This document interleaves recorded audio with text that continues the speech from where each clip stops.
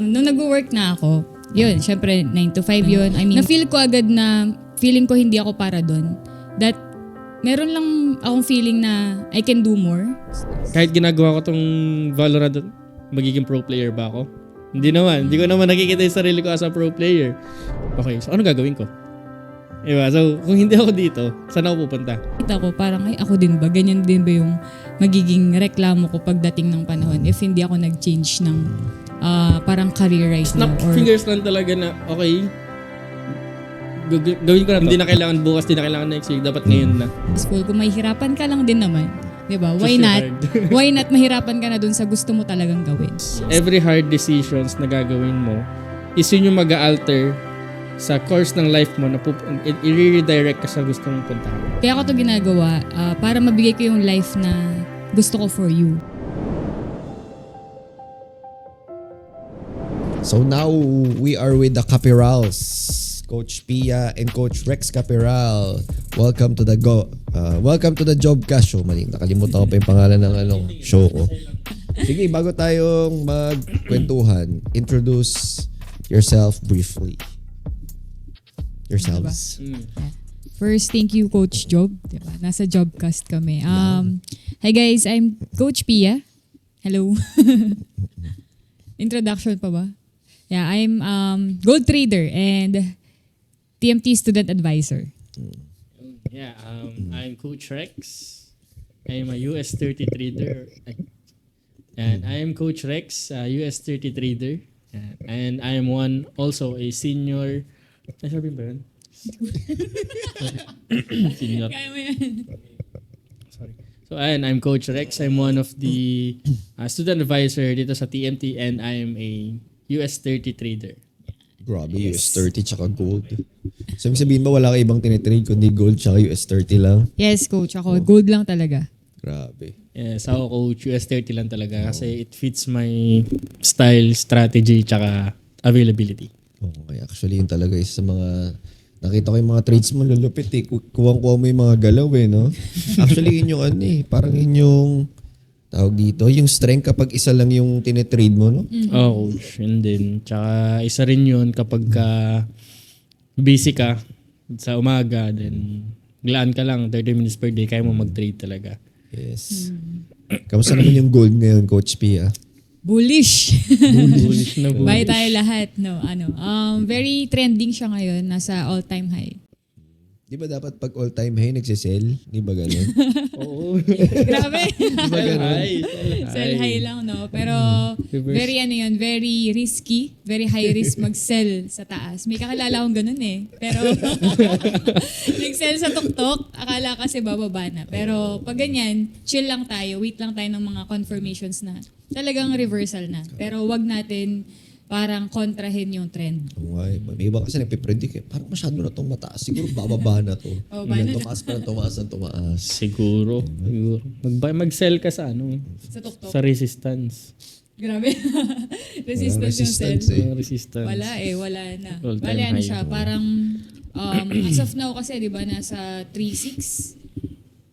So currently, nag-support siya sa 3.5. So most likely, pag di niya nabasag yung 3.5, most likely, tutuloy-tuloy pa talaga siya. Yung 4K. Most likely yan. Most Parang likely. tagal bumuelo eh, no? Tas Matagal, umangat. coach. Sobrang tagal nung, bumuo siya ng parang technical na, no? Bumuo siya ng, ng May parang technical analysis pala. symmetrical triangle talaga sa weekly. Tapos nag-breakout. Ayan. Galing. Tapos hindi na ulit. Hindi na nag-retrace. Oo, wala pa. Diretso na siya. Iwan ka na talaga. Pure pag ganyan. bullish. Grabe. Sige. So, meron akong tanong dito, no? Sa marami-rami to. Do you think you'd be in the same place today kung hindi kayo magkapatid? So, in short, paano nakatulong yung isa sa'yo? Oo. Ako, siguro, no. Ikaw ba? Do you think nasa same place ba tayo pagka hindi tayo magkapatid? Feel ko hindi rin. Sige. Hindi. No. Kasi, explanation. Kasi in the first place, hindi ko makikilala yung trading kundi dahil sa kanya. Kasi siya yung nag-introduce sa akin nun. So, quick background ba? Quick background ba paano ako nagsimula? So yun, kasi Ako no, mid-pandemic, and then kita ko si kapatid ko, nagtitrade, ganyan-ganyan ang ginagawa mo. So, at first, hindi talaga ako interested. Kasi ginagawa ko lang nun, games, Valorant, mga ganyan. Mid-pandemic, games, maghapon, magdamag. So, ayun, nakita ko siya. And then one time, pinakitaan niya ako ng profits. Sabog ako. Totoo ba yan? Anong ginagawa mo? Hindi ka naman lumalabas ng bahay. Kakasanya. Then, doon nag-spark yung interest ko para mag-trade. And then, yeah. From there, nagtuloy-tuloy na. So parang na-power ka ni Na-power. Coach Pia. Pinawer ka niya. Kumita mo naman. Sabi. Yeah, ako naman, I think no. Kasi ever since nung mga bata pa kami, grabe, layo nito, no? Bata pa eh. Parang every time na may gagawin din ako, lagi ko siyang sinasama din. And supportive naman siya. Dati pa nga nung pandemic, nag-try tayo, di ba, mag-vlog? G siya Grabe, nun. mga vloggers. Anong topic? Ano lang, mga prank.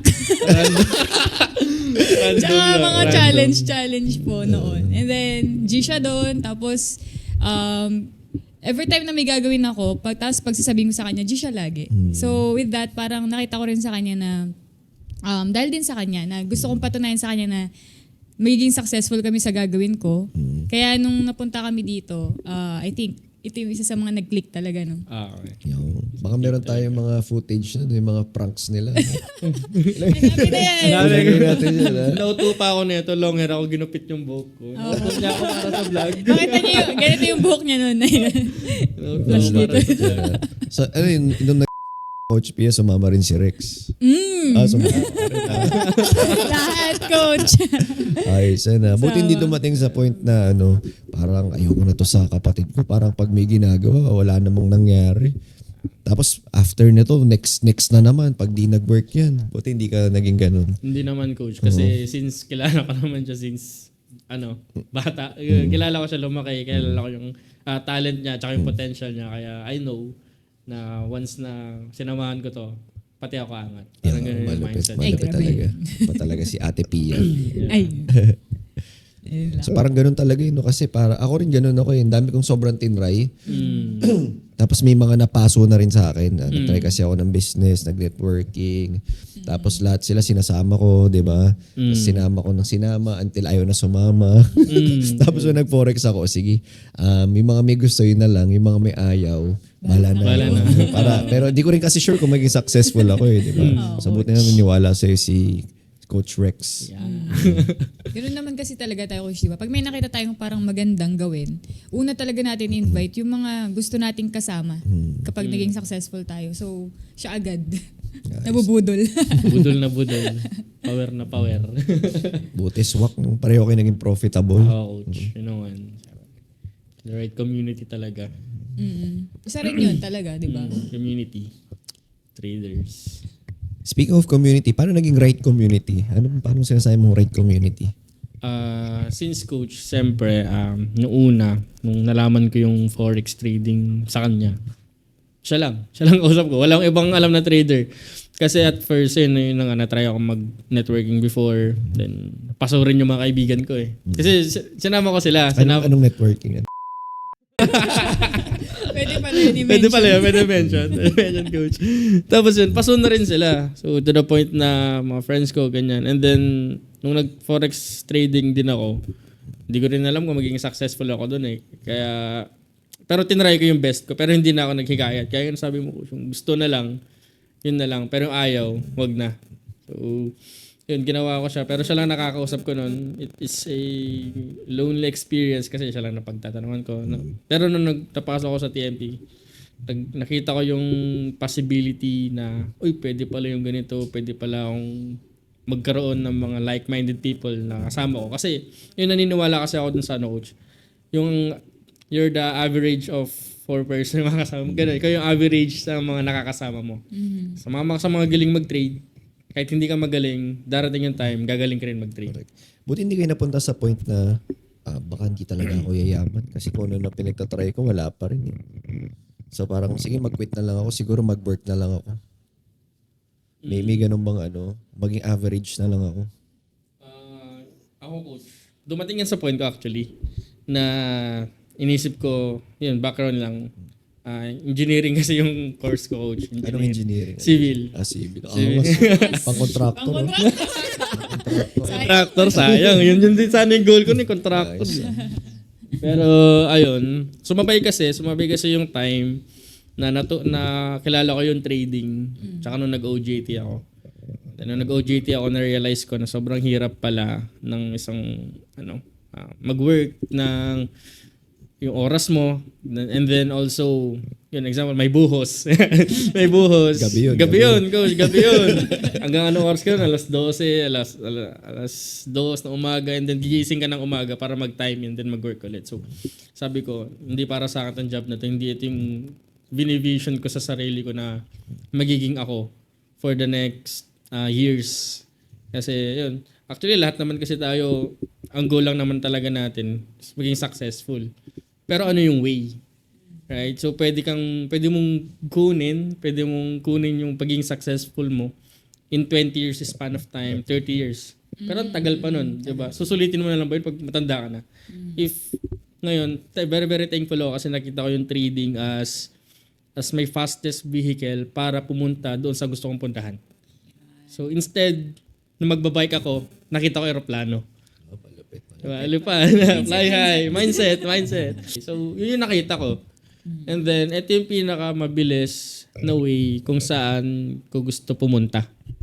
Parang ganun, coach. Kasi, yun nga, may nabasa rin akong quote. Sabi niya kasi, you're going to work anyways. So, why choose yung ba't hindi mo na lang piliin yung mahirap pero kikita ka ng sobrang daming pera. Right? So, yun, choose your hard. Sabi nga nila. Yes. Kasi pwede ka naman tumakbo. Pwede naman. Or pwede ka matuto maging piloto. Pwede naman, coach. So, yeah. Best opportunity talaga. So, yun. Nice. Ano yung tanong ko sa'yo? Kasi tatanong ko sa kanya. Yung tanong is ano na kasi, bakit di ka sumuko? Ayan, Despite. kasi parang meron ako mga kilala, nag-try sila mag-business, nag-try sila mag-freelance, and then, ayun, kumbaga, ayaw na nila. Gusto lang nila ng something stable na lang. Diba? So, kayo, bakit, ikaw pala specifically, Coach Pia, bakit ginusto mo pa rin na maging above average? Yun. Actually, minsan natatanong ko na din talaga yun sa sarili ko. Background lang. Before, teacher. Tapos, nung nagtuturo ako, na-realize ko na parang hindi lang ako, parang hindi ko, nung nag-work na ako, yun, syempre 9 to 5 yun. I mean, regular work, matrix, parang ganun. Na-feel ko agad na, feeling ko hindi ako para doon. That, meron lang akong feeling na I can do more outside yung four walls or four corners ng classroom. And then, with all respect sa lahat ng teacher, si mama ko, ayan, nandyan. Teacher siya, very hardworking, and marami silang natutulungan, marami silang na-help. Pero feeling ko, I'm meant to do something more, and I chose to do that, na nag-consider ako ng iba't ibang opportunity. So first thing na ginawa ko, dahil mahilig ako mag-travel, nag-build ako ng travel and tours ko. That was before pandemic. So okay siya, very good. Until pandemic came, so wala naman natin nangyari. Diba? So, actually, dun ko na-earn yung, before akala ko tuloy-tuloy na, yung first 6 digits ko. Di ba yun yung goal natin? First 6 digits. So, dun ko na-earn. Tapos, nag-pandemic. And then, kinlose ko yung business. And then, that time, ang isang option ko na lang, mag-continue as a teacher. Pero, buti na lang din, may nag-invite sa akin na mag-networking.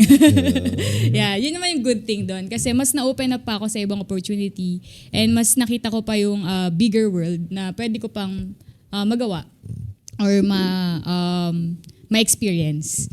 So, yun, started yung networking na yun. Mahirap siyang gawin actually. Pero ang thankful naman ako dun sa community is na-build yung mindset ko. So first book na nabasa ko, Rich Dad Poor Dad. Tapos ever since nabasa ko yun, gusto ko na mag-resign agad. Tapos ayun, nag-resign na nga ako. And then hindi rin naging okay yung networking na yun. After nun, nag-real estate ako. Tapos, hindi rin naging okay.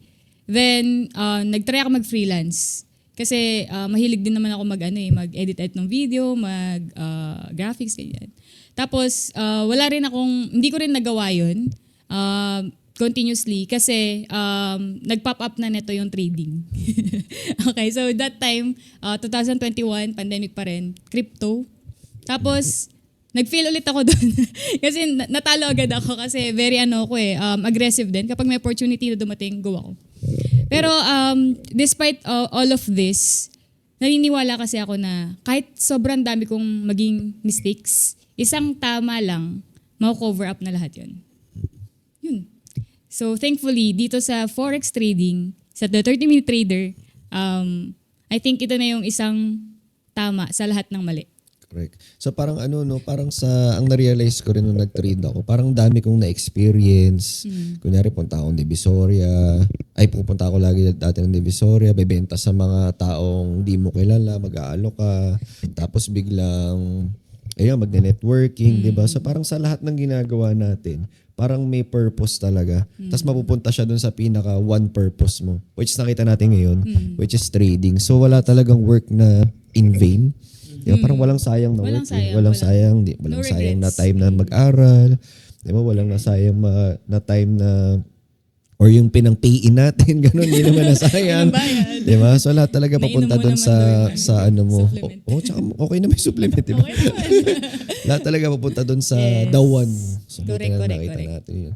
So yung kagandahan, hindi naman din kailangan na mag full-time agad yung mga tao. Yes, diba? yes. So pwede naman mag part-time agad. Siguro na lang, kwento tayo ng something na yung mga success ng mga students natin, yung mga nag-decide talaga na mag-trade, 'di ba? So paano ba yung transition nun? Paano ba yung transition from parang ayoko na 'to, parang sa iyo, parang sa inyo na ayoko na 'to parang gusto ko na ng something more.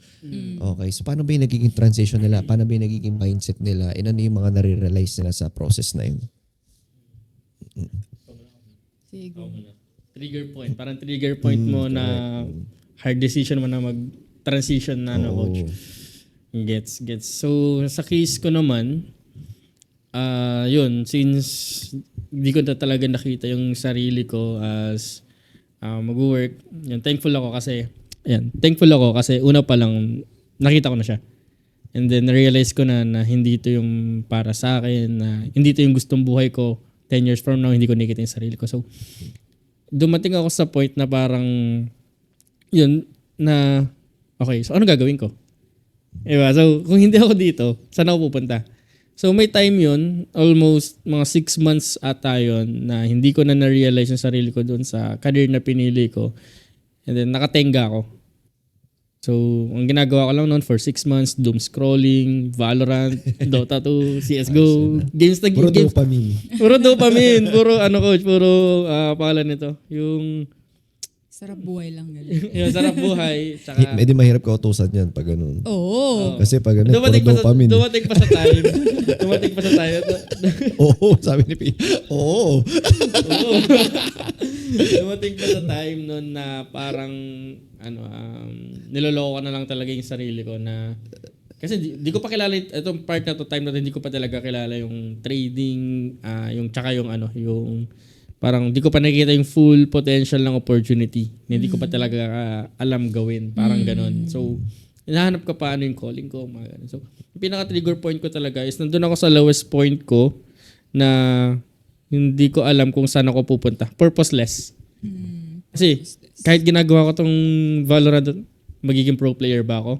Hindi naman. Hindi ko naman nakikita yung sarili ko as a pro player. So, more on lang talaga siya. Leisure ko lang siya ginagawa, then pampawala ng iniisip, then papalipas oras. So, for 6 months na yung ganun. And then, one day, na-realize ko na lang na anong gagawin ko sa buhay ko. Parang, na yung next sa akin. Kung hindi ako magde-decide ngayon, saan ako pupulutin? Kasi even nun, where si magulang ko, punta ako ng CD, hingi pa ako ng pera, ilang taon na ako nun, coach. Ilang taon na ako, hingi pa ako. Yun, hiningi ako pera.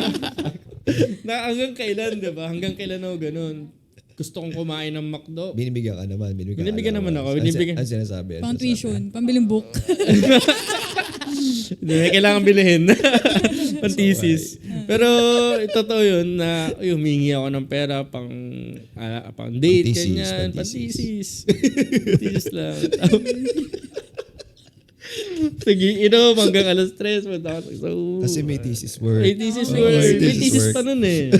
Kaya pala. Dapat di naririnig nyo. Thesis. Tapos, parang yun, imagine ilang taon na ako ng 20. Tapos, ganun pa rin yung ganun pa rin yung way of living ko. So, sabi ko, in order for me na mabago yung course ko, I have to make this hard decision.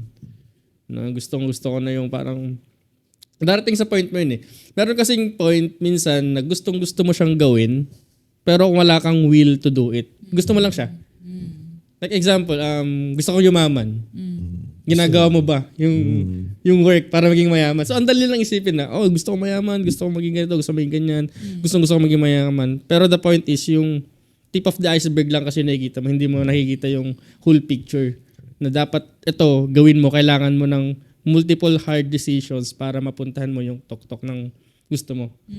Diba? So, parang basic. Kung umakyat ka ng bundok, mahirap umakyat. Pero what made you decide, curious lang ako, meron ka bang biglang ginol or na-realize mo na gusto mong tumulong, ganyan, or meron kang gustong bilhin, gusto mong yumaman kasi ganyan. Kasi sarap ng buhay mo eh. Valorant ka lang eh. Pagkain ako, nakaluto pa. Nakaluto pa. Hindi pa nagugas ng plato. Yung hirap utusan. Ayun, dumating talaga sa point na so ano yung nagpa-realize sa'yo? Bigla ka bang nagka-goal? Ganun? Snap fingers lang talaga na, okay, gawin ko na to. Decide na ako. Decide na ako. So, hindi na kailangan bukas, hindi na kailangan next week. Dapat ngayon na. Kasi it's now or never eh. Saan yung naging first step mo nun? First step ko nun, coach, aralin yung trading talaga. Talaga. So trading pa rin talaga. Punta ako sa trading. Yun, doon na rin pumasok yung time na nakilala ko rin yung trading. Kasi yun, inaral ko. So si Coach Pia, meron ka bang ganung moment na na-realize mo, tuloy-tuloy ka lang talaga, nahataw ka? Tapos na ata, nasagot mo na ba yun, yung teacher ka? Coach. Yung parang yung shift coach kung kailan, saan banda. Yun ata nasagot yun mo na. Yun coach eh. Yung part na talagang ulit-ulit na lang eh. Everyday, Monday papasok, di ba? Flag ceremony, hanggang matapos. Tapos bukas ulit. Monday to Friday yun. Tapos parang na-realize ko, parang nakita ko rin yung mga teachers na matatanda na sa amin. Parang same pa rin yung sinasabi nila na nakakapagod magturo. Parang nakita ko, parang ako din ba? Ganyan din ba yung magiging reklamo ko pagdating ng panahon if hindi ako nag-change ng parang career right now or piliin yung talagang gusto ko. So gaya nga nung kasabi niya kanina, if mahirap maging successful. So kung magiging mahirap yung pagiging successful, kung mahihirapan ka lang din naman, 'di ba? Why not? Why not mahirapan ka na dun sa gusto mo talagang gawin? So that time hindi ko pa din talaga sure anong gusto kong gawin, anong industry, pero I know gusto kong mag-travel. Kaya yun, doon ako unang napunta sa travel industry. And then nagtuloy-tuloy na coach. So nawala yun, next ulit, until nakarating ako sa trading, which is yun yung ginagawa natin ngayon. So paano pala masasabi, Coach Pia, na para sa akin talaga tong trading? Paano mo siya na-realize na para sa'yo yan? Kasi hindi mong opportunity sa rin. So again, paano mo nasabi na para sa'yo talaga yung trading? Paano ko nasabi? Sige. Lahat naman ng gagawin ko, una pa lang, sinasabi ko na para sa akin to. Until there's something happened na hindi to para sa akin. So, as long as ginagawa ko siya, all in agad ako eh. Correct. Hindi pwedeng I'll try lang, Hindi diba? pwede yung I try. Walang plan B lagi. Kasi pagka gagawin ko yung isang bagay, push agad ako all in. Tapos, ganoon naman eh. Di ba minsan kasi may struggle tayo. Ano ba talaga yung para sa akin? Ano ba talaga yung gagawin ko? Hindi ko pa alam. Na-realize ko doon is gumawa ka lang ng kahit anong pwede mong magawa ngayon. And then eventually, may kita mo yung parang kung ano talaga yung gusto mong gawin. Wala namang right or wrong eh, di ba? So buti ang bilis na na-built yung belief mo sa trading. Kasi pwede kasing sabihin ng iba na I'll try kasi baka mahirap, baka hindi para sa akin, baka ganyan. So paano mo nabibuild ng in-a-snap yung belief na kaya ko to para sa akin to, G na to? Tapos bagong industry. Mahilig, natutunan ko siguro to sa network. Mahilig ko kasing baluin yung sarili ko. So, I follow people, I follow the advice of people na nakagawa na. So, kunwari, may papasokin ako isang industry. And then, titignan ko sino yung pinakamayaman sa industry yun na pwede ko agad magkaroon ng access to. So, with that, living proof. Diba? Let's say, ngayon, dito sa Forex is trading coach job. So, nakita kita, okay, possible, kaya ko din. Yun lang. So, parang simple lang. Wala nang doubt. Wala nang doubt. G na Kasi- to. And then, living proof na di ba? Proof na yun, magda-doubt So, ka pa ba? magda-doubt ka pa ba? So, nagawa ng iba, nagawa niya. May ginawa lang siya para magawa niya yun. And kung gagawin ko lang yun, and iisipin ko lang din yung mindset niya, I can do it as well. Parang ganun lang. It's living proof talaga. Paniwalaan mo yung mga taong nakarating na doon. Yes. Para sa mga ano. Kahit sabihin nila before, di ba, scam yung Forex. Sino ba yung nagsasabi ng scam yung Forex? Yung Mga hindi scam? nagpo-Forex. yung hindi Tama. Tama, hindi di ba? nagpo-Forex, di ba? Correct. Speaking of scam, Oh. guys, marami pong The 30-Minute Trader or Job Zamora na peking page na mag-aas ng mga investments na guaranteed. Hindi po. Hindi po kami yun. Never kami mag-aas ng pera para pang-invest at sabihin na kami na magti-trade para sa inyo. At never ever kaming mag-PPM. Okay? So Tama, please, parang awan nyo na. I-block nyo yung mga yun. And Report. tanggalin na natin yung mga scammers dito sa Pilipinas. Totoo. And also, isa pa, commercial break. Yan. Sa lahat ng Wow, ano yan? may Xness account Grabe. sa page Grabe. natin sa YouTube. Comment lang kayo sa baba. And siguro gawa na lang kami ng instructions kung paano nyo pwede ma-redeem yung inyong Xness na shirts. Yan. So yun lang. So congratulations sa lahat na may Xness na account. Coach? Yan. So tayo.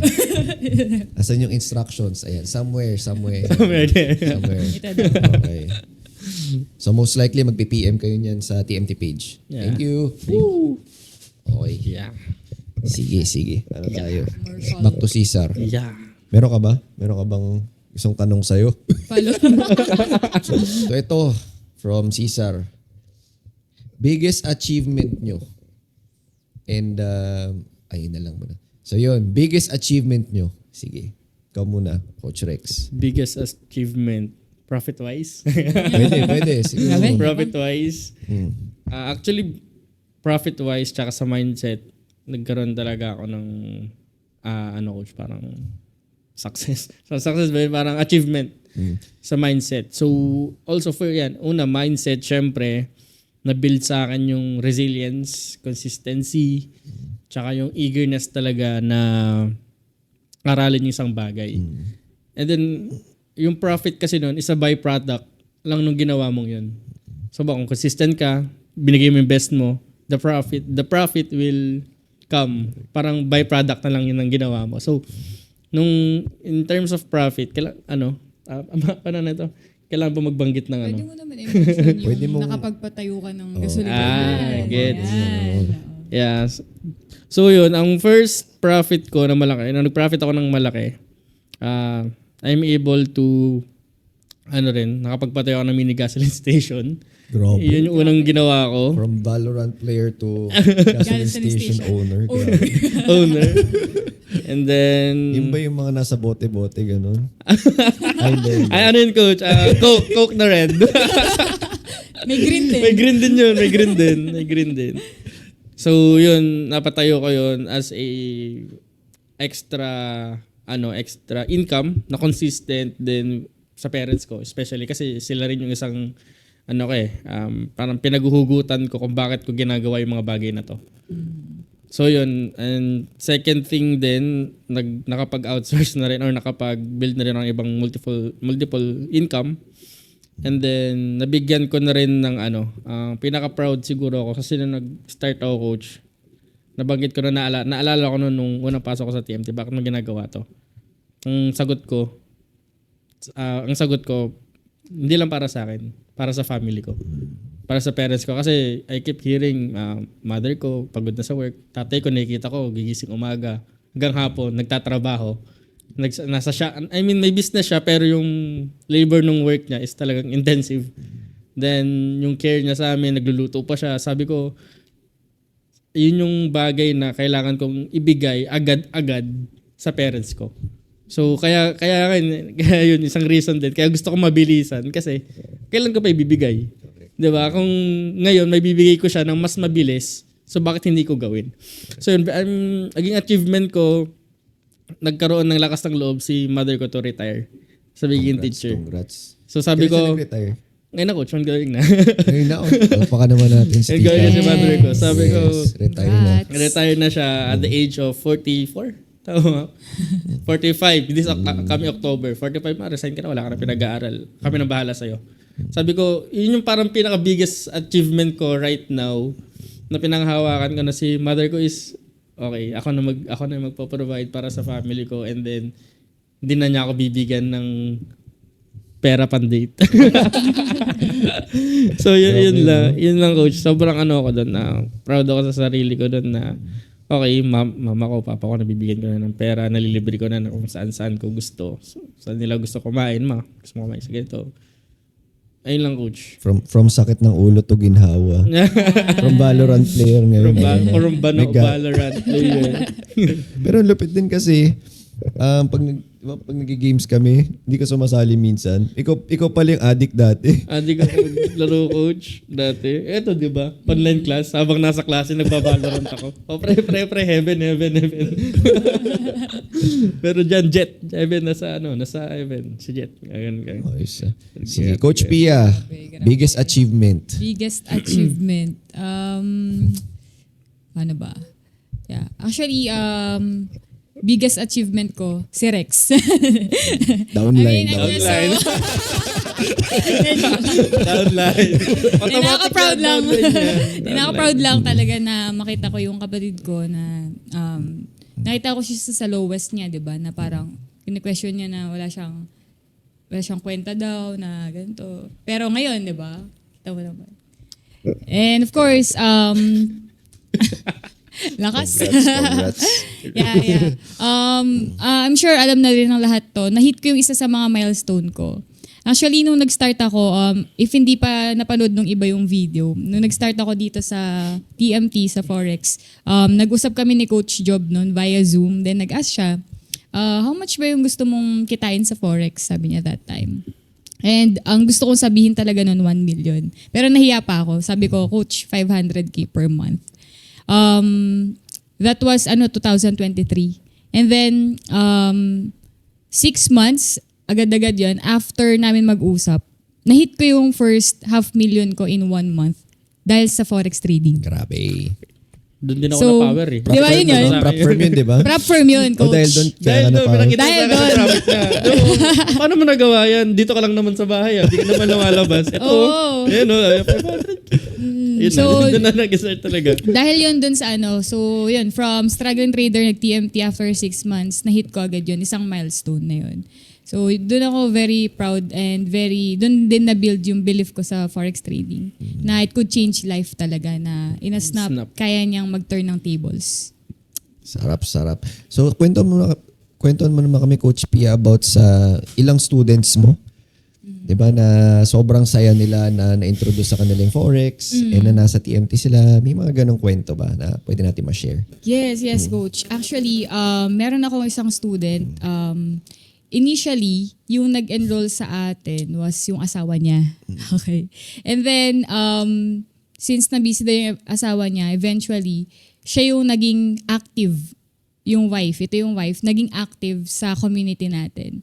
So, nag-start lang siya as, housewife. And then, yung asawa niya nagpo-forex, siya nanonood-nood lang sa sideline. And then, nakita niya yung community. No, kung paano tayo nagtutulungan, naghahatakan pataas, nag-decide siya magpa-coach. So, during that time, ako yung personal na naging coach niya. This is way back 2024 lang naman, nag-start siya. So, very hopeful and very naging dedicated siya dun sa loob ng program. And nakaka-proud lang na right now, isa na siya sa mga elites natin. Ay, grabe. Congrats. Sino to? Si Trisha. Ay, Trisha. Wash Shout out. out. Shout out. Sobrang Ang lupit talaga. nakaka-proud. Ang mami ng elites. Ang momsh ng elites. Nasa Australia pa yan, coach. Kaya Congrats. medyo may time difference kami and all. Pero nakita ko sa kanya nung nagko-coaching kami, yung talagang willingness niya, dedication na mahirap. Marami siyang kids, hinahatid niya pa yun sa school, pinapakain and all, naalagaan. Hinihintay niya pang matulog muna bago siya makapag-trade talaga, bago kami makapag-usap ng tahimik. And yun, natsaga namin. Right now, isa na siya sa mga nagli-lead dun sa mga coaching calls. Galing. Lupit. So sa mga hindi pala nakakaalam, no, sabihin lang natin na yung elites, sila yung mga funded traders ng TMT. Ayan. So congratulations, Coach Pia. Congratulations, Trish. Congrats, Trish! At, Si ano naman, Coach Rex. ano kasi yung tanong? Yung Student. student na naging successful. Mga Okay. quinto.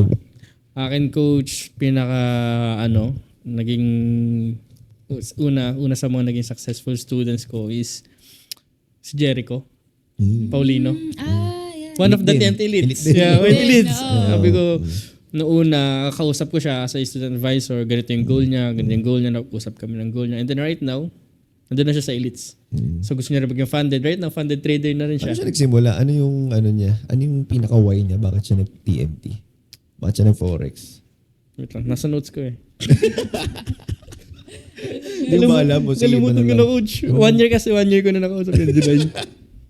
Pero ayun. OFW siya, di ba? OFW. Nasa ibang bansa siya. Australia din yun, si Jericho. Very, very proud ako kay Jericho kasi ayun, slowly but nakukuha niya na yung goals niya. And sabi niya sa akin, sobrang ganda daw ng TMT. Nag-ano sa akin right now. And then, nakikita ko yung mga trades sa akin, nalalupit. Sabi ko pa nga sa, niloko ko pa nga sa. Copy na lang ako ng trade sa kanya eh. So yun, very so sa mga students na nagsasucceed talaga. So, ayun. Paano ba? Yun. Congrats. Congrats. Very, very congrats.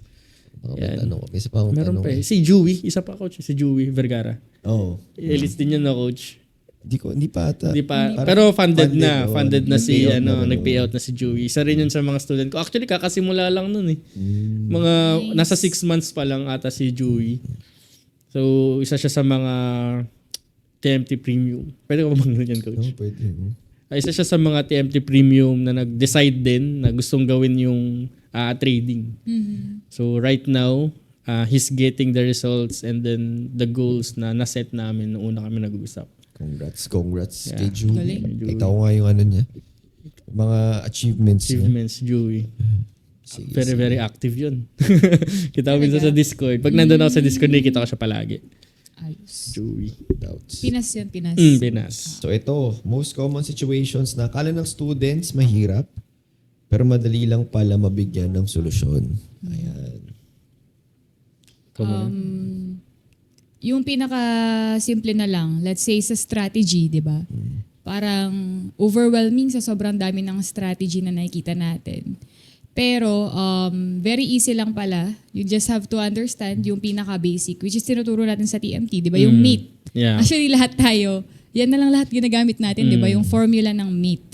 Kung maintindihan lang natin or malalaman lang ng mga student na doon tayo nag-start, lahat, okay, very easy na yung next step doon. So, hindi na siya kailangan dapat maging komplikado pa. Ayun. Then aside from that, akala ng mga students, mahirap yung magkaroon ng capital. Kasi syempre knowing nasa Philippines tayo, let's say, yung sahod lang natin nasa 20 to 30k pesos per month. Then magtatabi pa tayo for capital. Then, di ba, pag imamat mo yun, isipin mo, parang hirap na mo mag-grow dito ng capital. Pero, meron palang prop firm, di ba? So, madali lang pala yung solution. Kapag informed ka lang, di ba, ng people around you na may mga ganun pala. Ikaw? Ano kasi tanong? Yung akala ng student mahirap, pero madali lang pala pag solusyon. So, ang unang-unang na-encounter, coach, para mahirap ba yan? Ganun tanong nila sa akin agad, paano ba aralin yan? So, minsan na pinaparealize ko sa mga student, lahat naman mahirap sa umpisa. Parang treat mo yung trading kapag fully beginner ka as a new language for you. Example, narinig mo yung Mandarin or Spanish or any language, di ba? So, at una, hindi mo naman maano yun eh. Magigets. Hindi mo naman magigets kahit anong sabihin sa hindi magets. Not unless aralin mo siya, i-reps mo siya, talagang by heart, aralin mo yung word by word, then para magiging muscle memory na lang siya sa'yo kapag ka na-master mo.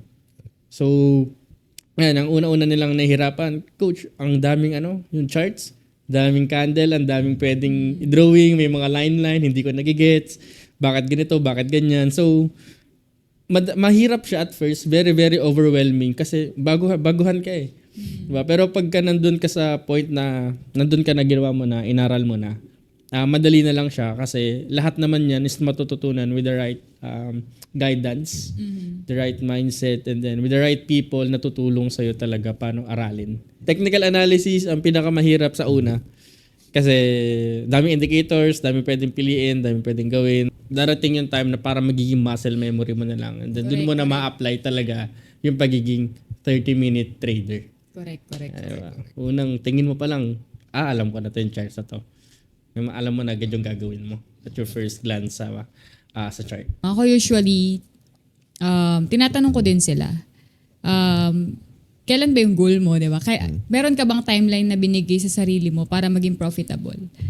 So usually naman, sumasagot sila, yung iba naman, di rin nila alam kung kailan. Di ba?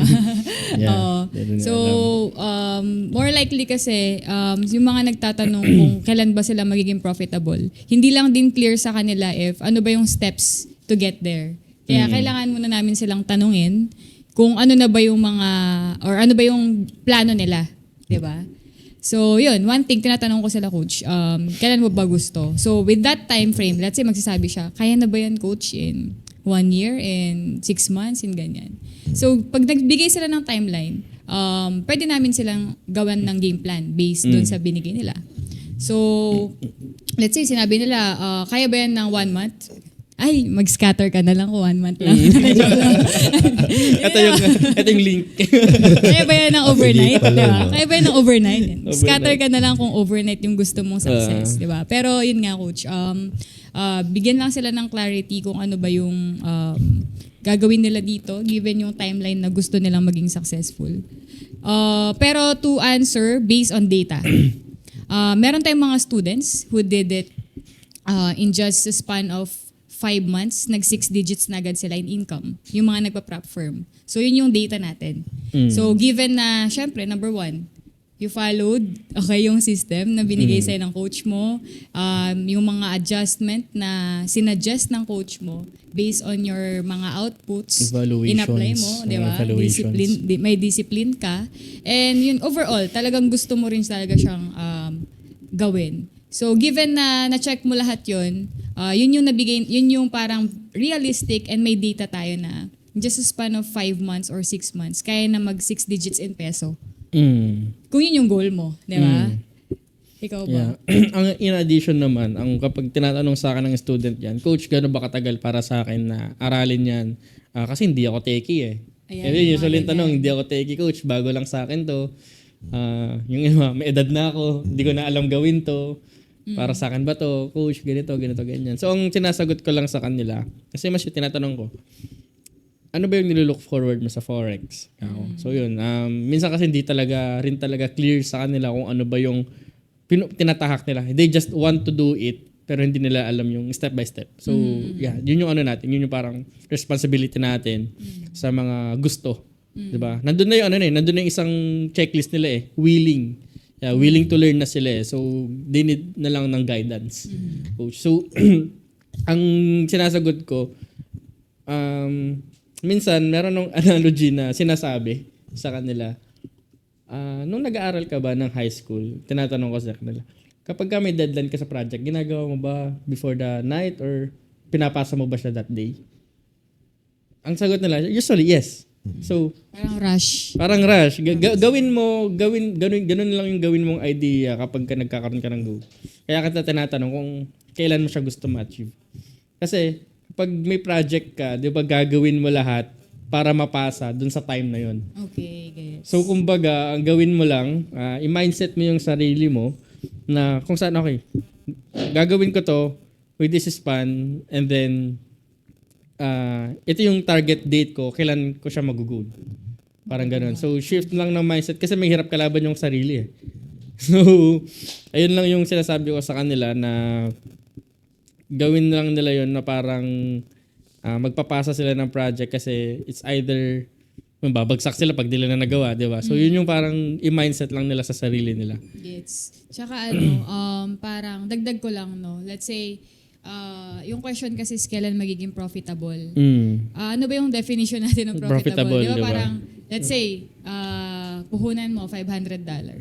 Pag naging $501 yun, profitable ka na ba? Technically, profitable ka na. $1. Profitable ka na eh. $1. So, kayang-kaya natin yun, maging profitable talaga with your set, yung parang realistic expectation mo ng timeline mo. Okay. Pero yung goal is, yun nga, to be clear, ano ba yung meaning sa'yo ng profitability? Yeah, meaning profitability yan. Kung nag-profit ka ng certain amount and then naging consistent ka, that's the consistency rin. consistency, meaning din ang pagiging profitable yun. So, pwede, nawala ako, sorry. Siguro parang pag meron ka ng mga nakuha ng mga goals, for example, like 6 figures ka in 1 month. Yes, Profitable na yun, coach. Oh, di ba? Or nakapag-resign ka na, tapos nagtuloy-tuloy income mo, mga ganun, di ba? So, better pala na define muna nila Correct. yung end goal nila. Para may measurement sila kung naging profitable na ba sila. From their, kasi parang, Perspective nila. from their, okay, dito ako pupunta. Parang ganun. Ito yung end goal ko. Ito yung kailangan kong gawin. So meron bang mga, tanong ko lang, no, yung mga traits na meron yung mga mabibilis maging successful? Yan, yung mga napapansin nyo. Meron ba kayo nun? Yes, coach. Let's say, commonly, no, sa mga nakakausap ko na students, meron na agad silang, kumbaga, yung characteristic na, sige coach, ready na ako. Number 1, ready na magpa-coach. Diba? Kasi may mga gusto mag-forex pero medyo matigas pa yung ulo. May mga ganon. And nagpapabagal yon sa magiging growth nila sa forex trading. Pero common sa mga student na naging successful sa coaching natin is number 1, ready na sila magpa-coach. Yung sasabihin ng coach, susundin nila. Yung mga hindi nila dapat gawin, yung mga bad habits nila sa trading, suggested and adjusted ng coach. Sinabi ng coach, gagawin talaga. That's one. Ikaw ba, meron pa? Sa akin siguro, consistency. Yan, consistency ang nagde-define sa mga profitable trader sa hindi. Bawal mag-absent. Ganyan. Bawal mag-absent. Exactly, bawal mag-absent. Kasi mag-miss ka ng isang topic, parang kulang na yung buo. Diba? Hindi na siya 100%. So, isa rin yun, consistency.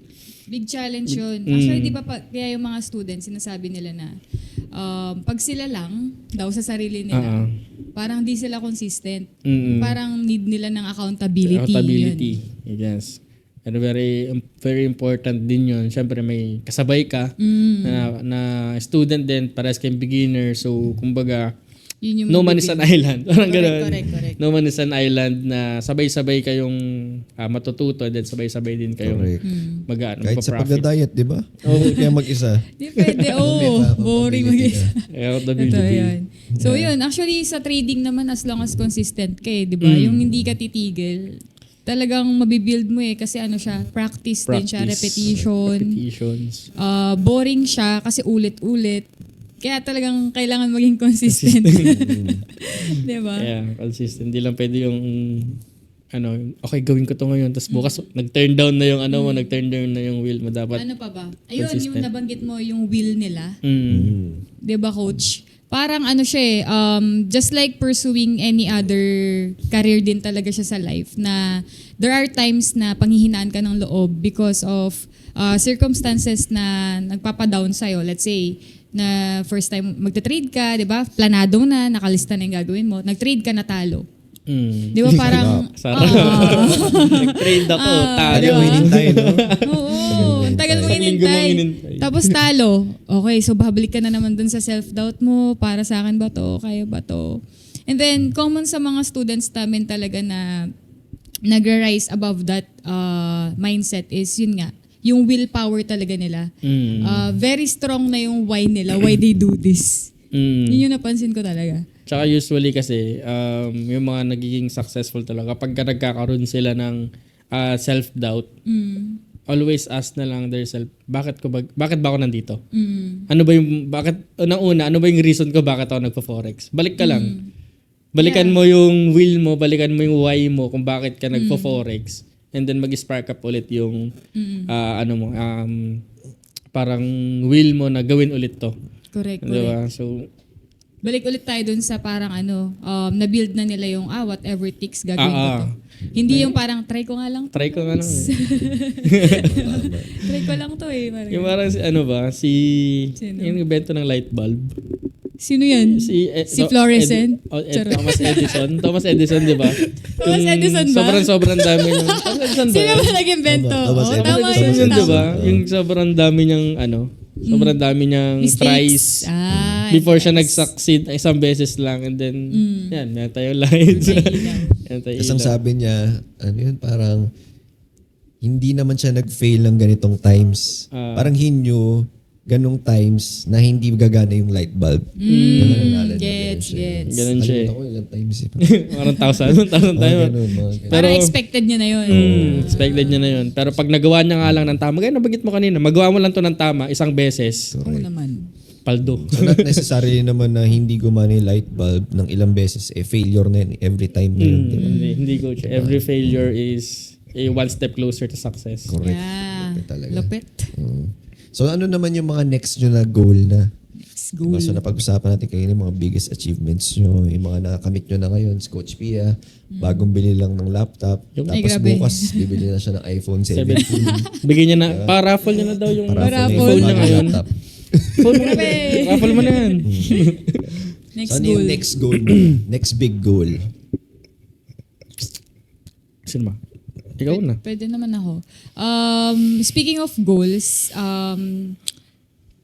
lagi lang naman din naka-align yung goal ko sa two things. Siyempre, ano ba? To build yung wealth, diba? Kasi I know, pagka na-build ko yung wealth ko, I can help a lot of people. First, siyempre yung family ko, parents ko, matagal ko na tong promise talaga sa kanila, no? Ever since nag-resign ako. Kasi may mga drama, di ba, sa family. Kapag ka nag-resign ka, tapos... Anong drama? Parang may drama. di ba? Tapos parang May drama nangako yan. sa kanila na... kaya ko to ginagawa para mabigay ko yung life na gusto ko for you. Parang ganun. Gusto ko para sa inyo. And hindi ko yun nakikita sa pag-work lang normally. So I need to step up. I need to do something different. do something different. Okay. So ang goal ko talaga is maramdaman na nila yun. Yung dati ko pang pinapromise. Diba? So simple lang naman din yung ano ko. Makapag may travel ko sila. Diba? Next naman sila, may travel ko sila. Hindi lang sa Philippines, abroad din. And then, aside dun sa building my wealth and then pagtulong sa iba, impact. I really want to create an impact kung saan man ako pumuntang industry. And right now, nasa Forex ako and I see Forex din kasi and trading is as something na personal development din siya talaga. So I guess next goal ko is yun nga, to create an impact. Kaya binibuild ko rin yung pagko-content ko. Para at least makahelp ako or makapagbigay ako ng kung paano ko siya ginawa and magawa din ng iba. Ayun. Okay. Ikaw? Ako? Next goal ko? Toyota Supra. Yan! Supra. Toyota Magkano ba yun? Supra. Around 4 million plus. Sarap. Nakita ko yung pogi nun. Eh. Pogi nun ko. 4 million plus. Pambagets na goal yun. Pambagets. Pagets. Okay yan. Next goal ko, coach. Bukod sa Supra. Yun. First goal yun. First goal, number 1 goal. Toyota Supra. Kasi kailan ba akong mag-sports car pag 40 na? Joke lang. So yun, bale parang ang next goal ko right now is yun, first is magkaroon ako ng Toyota Supra. Gusto ko ma-experience yun yung nag-drive ako ng Yung pag gumagano. Gusto ko ma-experience yun Tapos next goal ko is makapag-travel ako, madagdagan ko yung mga countries na napuntahan ko. Which especially gusto kong pupunta sa New York. Bisitahin ko yung New York Stock Exchange. Yan. Gusto ko kasi yung tinatrade ko yung US 30 So gusto kong puntahan yung New York Stock Exchange at gusto kong makita kung saan ba talaga nagsimula yung trading. Feel ko extra siya sa akin, extra power siya sa akin na makita ko real life. Okay, dito pala ako nagtitrade pero ginagawa ko lang siya sa bahay. Parang ganun. Nice. So nga no. Gusto kong puntahan. Sarap. Dagdag ko yun sa goal ko. Congrats naman. Nanggaya na lang din.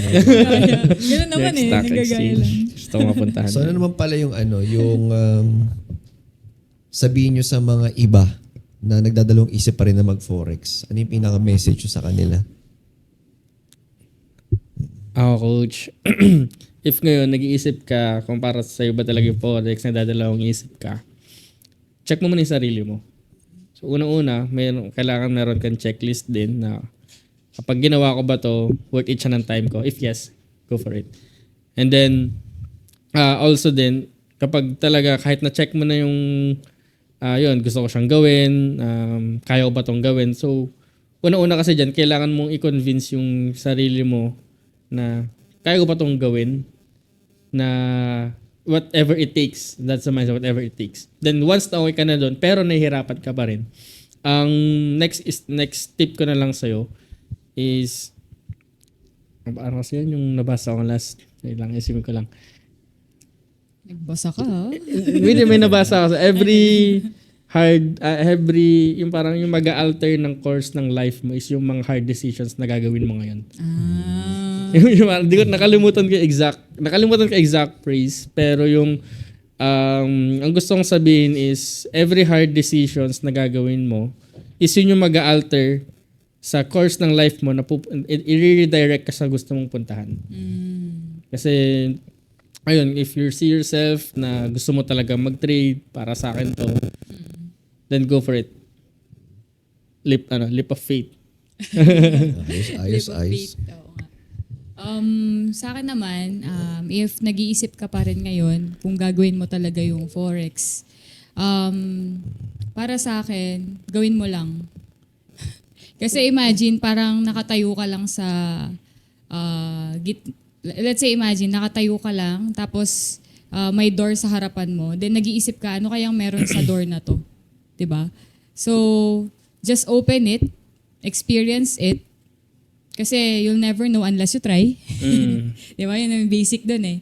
And then, ang tip ko lang, if you have the chance to not just try it, if you have the capacity na do it your all, do it your best, and see kung hanggang saan yung capacity mo dun sa forex, gawin mo siya. Okay? Kasi, parang ano siya eh, si trading, yung shot mo dito, yung chances mo dito, very maliit. Very small chance lang talaga na maging successful ka. Pero if you did, and ginawa mo yun without regrets, sobrang magpe-pay off siya. Parang jackpot ka agad. So, if nag-iisip ka pa rin, ito yung sinasabi nila na hardest way to make easiest money. Di ba? So, go for your shot and then see it for yourself. Add ko lang din, kasi forex, di ba, lifetime yan. Lifetime yan, nandyan na yan eh. Exact exchange, trading, nandyan yan. Kasi darating yung time, 5 years from now, pag hindi mo siya ginawa, tatanungin mo yung sarili mo. Oo, madaming ganyan, di ba? Ano ba yung, kasi let's say example, nalaman mo na yung forex way back, pero di mo siya sineryoso. Correct. And then right now, nakita mo yung mga kasabayan mo nagkakaroon ng resulta. So ano ba yung regret na may feel mo pag nandun ka dun sa position na yun? Right? So, darating yung time, pag hindi mo ginawa yung decision na gustong-gusto mong gawin ngayon, darating yung time, mapapaisip ka na ano ba yung mas matimbang ano ba yung mas masakit? regret na nag-fail ka or regret na hindi mo nagawa, na knowing na kaya mo mag-succeed. Yan. Parang ganun. Ganda nun. So yun, maraming salamat to our Capirals. Thank you so much for being here, for being a guest sa Jobcast natin. Malupit, dami natutunan, no? So yun lang, if gusto nyo ng malupit na exclusive coaching, meron tayong TMT Premium Coaching yan, link sa baba lang. May mga sagutan lang kayo ng mga questions dyan. Tapos, titingnan lang kung fit tayo to work together. And if yes, kita-kita sa loob with Coach Pia and Coach Rex. So yun lang, guys. It's- See you sa next video.